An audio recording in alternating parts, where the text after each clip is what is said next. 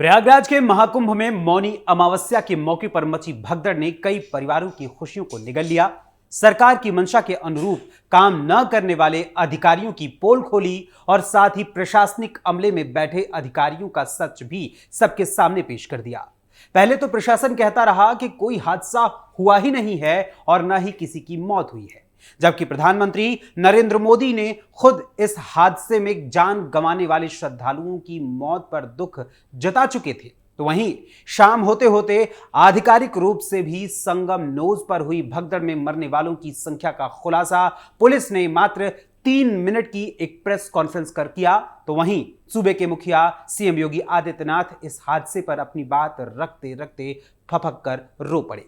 वहीं इसके साथ ही जिस वीआईपी और वीवीआईपी कल्चर को लेकर विपक्ष ने सरकार पर हमला बोला, उस वीआईपी और वीवीआईपी कल्चर को लेकर महाकुंभ में कई बड़े बदलाव किए गए हैं और साथ ही सीएम योगी आदित्यनाथ ने इस हादसे की न्यायिक जांच के लिए टीम का गठन कर दिया है और साथ ही दूसरी ओर अब महाकुंभ की कमान संभालने वाले 2 भरोसेमंद आईएएस ऑफिसर्स को भी सीएम योगी आदित्यनाथ ने रातों रात महाकुंभ भेज दिया है और इसके साथ ही अगले अमृत स्नान से पहले कैसे यहां पर बदलाव किए गए हैं और महाकुंभ प्रयागराज में आने वाले श्रद्धालुओं के लिए कौन से नए नियम बनाए गए हैं, आपको विस्तार से बताएंगे हमारी आज की इस स्पेशल स्टोरी में। नमस्कार, कैपिटल टीवी उत्तर प्रदेश देख रहे हैं आप और मैं हूं आपके साथ अखिलेश पांडे। प्रयागराज के महाकुंभ संगम नोज पर मची भगदड़ और इसमें 30 लोगों की मौत के मामले में पुलिस और प्रशासन ने खूब लीपापोती करने की कोशिश की। पहले तो इस घटना से इनकार तक कर दिया गया।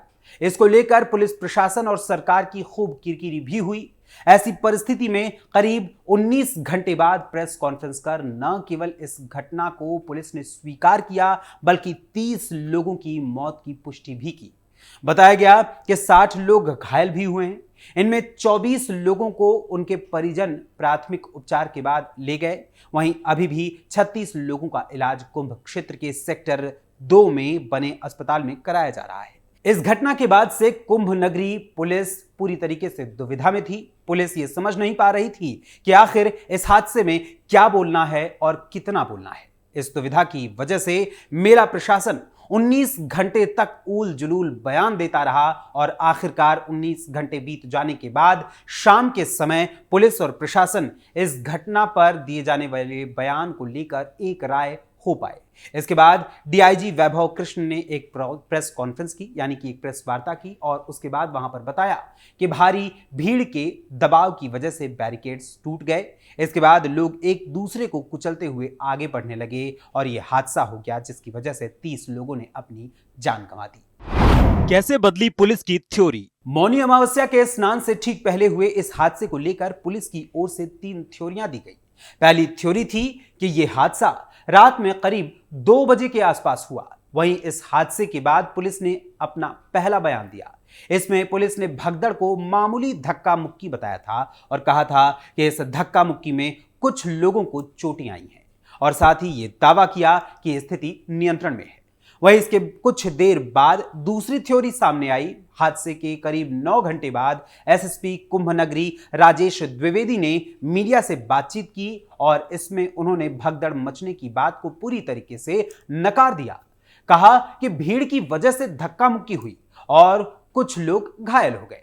और फिर इसके बाद आई तीसरी थ्योरी। हादसे के करीब 16 घंटे बीत जाने के बाद तकरीबन 19 घंटे बाद डीआईजी कुंभ नगरी वैभव कृष्ण ने मीडिया के सामने आकर उन्होंने माना कि संगम नोज पर भगदड़ हुई थी और पहले आधिकारिक बयान में डीआईजी कुंभ नगरी वैभव कृष्ण ने इस हादसे में होने वाली 30 मौतों को भी स्वीकार किया और साथ ही बताया कि इस हादसे में 60 लोग घायल हुए हैं। लेकिन कुछ मीडिया रिपोर्ट्स के अनुसार मरने वालों की संख्या सैकड़ों में भी हो सकती है और घायलों की संख्या सैकड़ों को पार कर सकती है। हादसे की क्या थी मुख्य वजह? महाकुंभ हादसे पर प्रधानमंत्री नरेंद्र मोदी और मुख्यमंत्री योगी आदित्यनाथ की सीधी नजर थी। ऐसे में प्रशासन को तत्काल एक्शन में आना पड़ा। आनन फानन में मामले की जांच कराई गई। इसमें पता चला कि मेला क्षेत्र और अखाड़ों के कुछ बैरिकेड्स टूटने की वजह से यह हादसा हुआ है। दरअसल बैरिकेड्स टूटते ही अनियंत्रित भीड़ स्नान करने के लिए घाटों की ओर बढ़ने लगी थी। इस दौरान जो कोई भी उनके पांव के नीचे गिरा तो वो कुचलता चला गया। जांच में यह भी साफ हो गया है कि हादसे के वक्त कोई वीआईपी मूवमेंट नहीं था। क्यों फेल हुआ प्रशासन? मौनी अमावस्या पर त्रिवेणी संगम में पुण्य स्नान के लिए प्रशासन ने पुख्ता प्लान का दावा किया था। बावजूद इसके हादसा होने के बाद प्रशासन सवालों के घेरे में आ गया है। दरअसल संगम नोज तक जाने के लिए मुख्य रास्ता संगम मार्ग है, जबकि वापसी के लिए 3 मार्ग महावीर मार्ग, अक्षयवट मार्ग और जगदीश रैंप मार्ग हैं। आपात स्थिति के लिए ग्रीन कॉरिडोर अलग से बनाया गया था। इस तरह से काली मार्ग से होकर संगम आने और वापसी के लिए 5 प्रमुख मार्ग हैं। बगल में अखाड़ों के स्नान के लिए घाट हैं, जहां सिर्फ अखाड़े ही स्नान कर सकते हैं। प्रशासन का कहना है कि महाकुंभ में श्रद्धालुओं की भारी भीड़ थी। लोग पहले से ही घाटों पर पहुंचकर मुहूर्त का इंतजार कर रहे थे। ब्रह्म मुहूर्त में वो स्नान करने वाले थे। ऐसे में जब भीड़ का रेला आया तो इसे संभालना मुश्किल हो गया। सीएम योगी ने भगदड़ पर रखी अपनी बात। वहीं प्रयागराज महाकुंभ में हुई इस भगदड़ को लेकर सीएम योगी आदित्यनाथ ने कहा कि ये बहुत ही दुखद है और ये एक सबक भी है।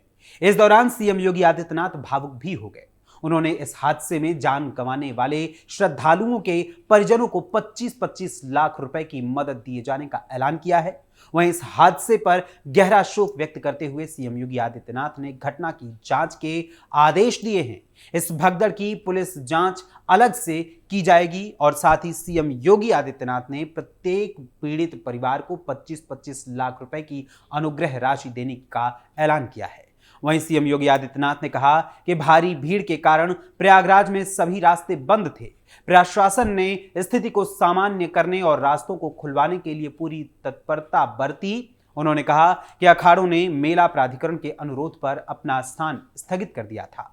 स्नान दोपहर में शुरू हुआ, जिसमें सभी ने अमृत स्नान किया। सीएम योगी आदित्यनाथ ने कहा कि अखाड़ा मार्ग पर हुआ हादसा बेहद दुखद है। उन्होंने कहा कि यह हादसा भारी भीड़ की वजह से हुआ था।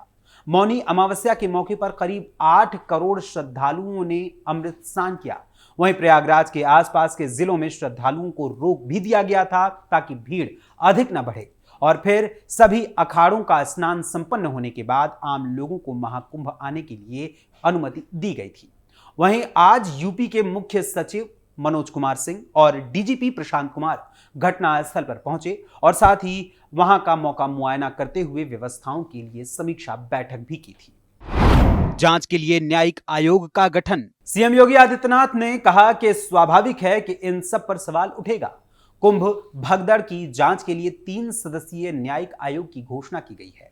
सेवानिवृत्त न्यायमूर्ति हर्ष कुमार इस आयोग की अध्यक्षता करेंगे और पूर्व डीजीपी वीके गुप्ता और सेवानिवृत्त आईएएस अधिकारी डीके सिंह को इस न्यायिक आयोग का सदस्य बनाया गया है।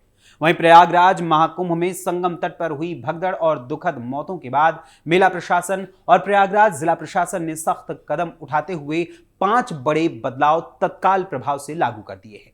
अब पूरे मेला क्षेत्र को नो व्हीकल जोन घोषित कर दिया गया है, जिससे किसी भी प्रकार के वाहन को अंदर जाने की अनुमति नहीं होगी। महाकुंभ में भगदड़ के बाद अब क्या क्या बदलाव किए गए? मौनी अमावस्या के अमृत स्नान से ठीक पहले हुए हादसे से सबक लेते हुए प्रशासन ने महाकुंभ में प्रवेश करने वालों के लिए नए नियम लागू किए हैं। मुख्य रूप से वीवीआईपी कल्चर में विशेष बदलाव किए गए हैं। अब महाकुंभ के मेला क्षेत्र में आने वाले वीवीआईपी पास धारक वाले वाहनों पर भी रोक लगा दी गई है। महाकुंभ मेला क्षेत्र अब पूरी तरह से नो व्हीकल जोन होगा और सभी प्रकार के वाहनों के प्रवेश पर प्रतिबंध रहेगा। इसके अलावा अब इस हादसे के बाद सभी वीवीआईपी पास रद्द कर दिए गए हैं और फिलहाल किसी भी विशेष पास के जरिए वाहनों को प्रवेश नहीं मिल रहा है। इसके अतिरिक्त यहां रास्तों को वन वे कर दिया गया है और श्रद्धालुओं के सुगम आवागमन के लिए एक तरफा मार्ग व्यवस्था को लागू किया गया है। इसके अलावा बाहरी वाहनों की एंट्री पर रोक लगा दी गई है और इसके अनुसार प्रयागराज से सटे जिलों से भी आने वाले वाहनों को जिले की सीमा पर ही रोका जा रहा है। वहीं इसके साथ ही 4 फरवरी तक सख्त प्रतिबंध के साथ प्रयागराज शहर में 4 पहिया वाहनों की एंट्री पर पूरी तरीके से रोक लगा दी गई है।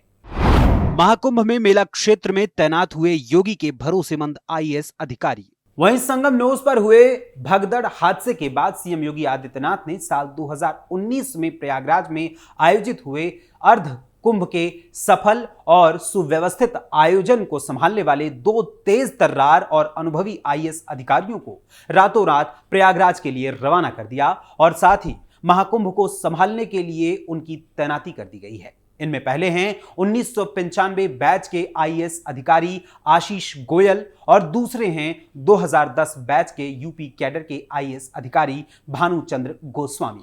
और इन दोनों ही अधिकारियों के अनुभवी संचालन में साल 2019 का अर्धकुंभ सफलतापूर्वक आयोजित किया गया था। यानी महाकुंभ 2025 में मौनी अमावस्या के मौके पर हुए इस हादसे ने न सिर्फ प्रशासन को बड़ी चेतावनी दी है, बल्कि सरकार को आगे के इस आयोजन को लेकर आगाह भी किया हुआ है।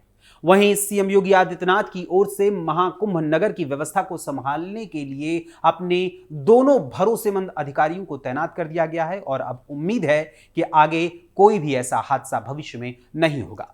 वैसे सीएम योगी आदित्यनाथ के आदेश और न्यायिक जांच के गठन के साथ साथ महाकुंभ की व्यवस्था के लिए बनाए गए नियमों को लेकर आपका क्या विचार है, हमें अपने कमेंट्स के माध्यम से जरूर बताइएगा। फिलहाल अभी के लिए इस स्पेशल स्टोरी में बस इतना ही। फिर मुलाकात होगी किसी और खबर, किसी और मुद्दे, किसी और विषय के साथ। तब तक के लिए मुझे अनुमति दीजिए। धन्यवाद। नमस्कार।